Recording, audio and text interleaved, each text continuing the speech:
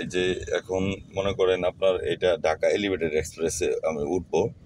এই যে আপনার এই যে দেখেন, এই যে দেখেন এইখান দিয়ে আপনার আপনার ইসে যেতে পারে, আপনার বিমানবন্দর যেতে আপনার 6-7 মিনিট 8 মিনিট লাগে আপনার এলিভেটেড এক্সপ্রেসে।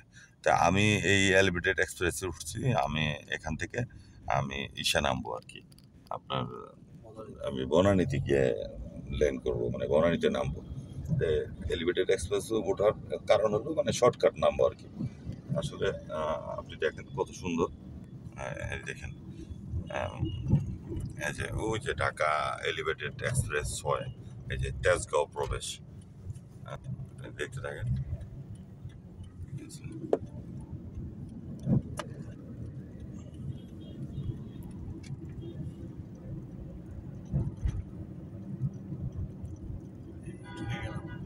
এই যে দেখেন আমরা এলিভেটেড এক্সপ্রেসে ঢুকলাম, এই যে এলিভেটেড এক্সপ্রেস, এই যে এইটাই,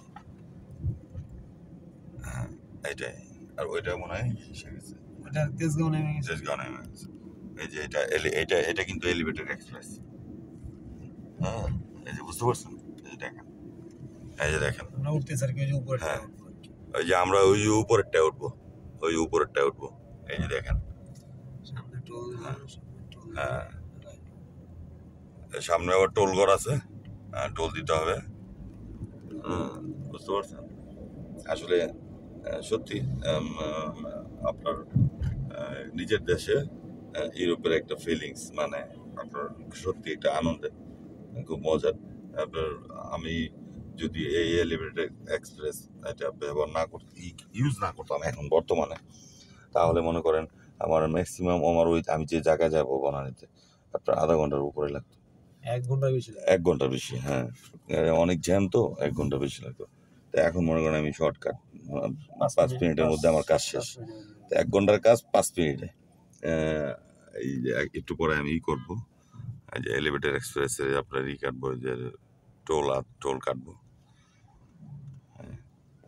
দেখেন আসলে দেশ আপনার গিয়ে বলতে গেলে দেশের উন্নয়ন অনেক হয়েছে, অনেক সুন্দর, অনেক মার্শাল্লাহ অনেক উন্নয়ন হয়েছে। আর বিশেষ করে আমি আমার ঢাকা শহর তো অনেক উন্নয়ন হয়েছে, আমি গ্রাম দেশেও অনেক উন্নয়ন হয়েছে।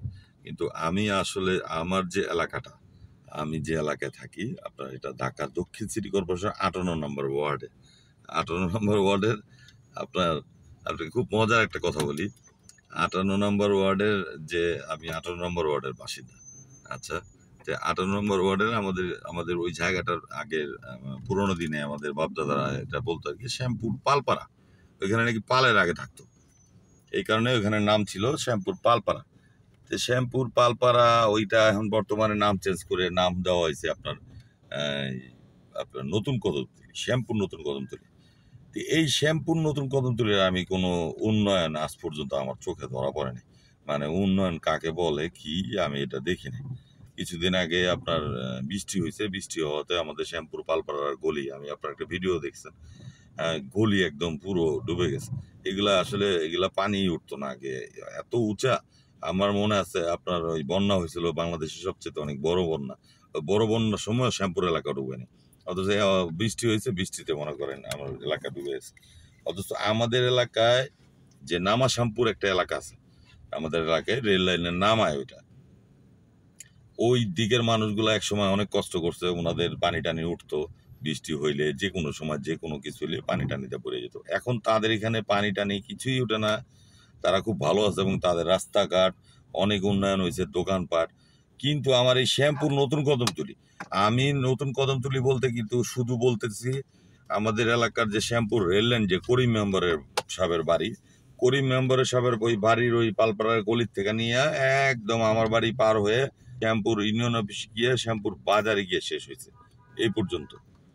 এর মধ্যে এইটুকের মধ্যে আপনার কোনো উন্নয়ন আমি দেখি না। এছাড়া আমাদের ঢাকা শহরে অনেক উন্নয়ন হয়েছে, মাশাআল্লাহ অনেক সুন্দর। যাক ভালো, ঠিক আছে। এই যে আমরা এখন টোল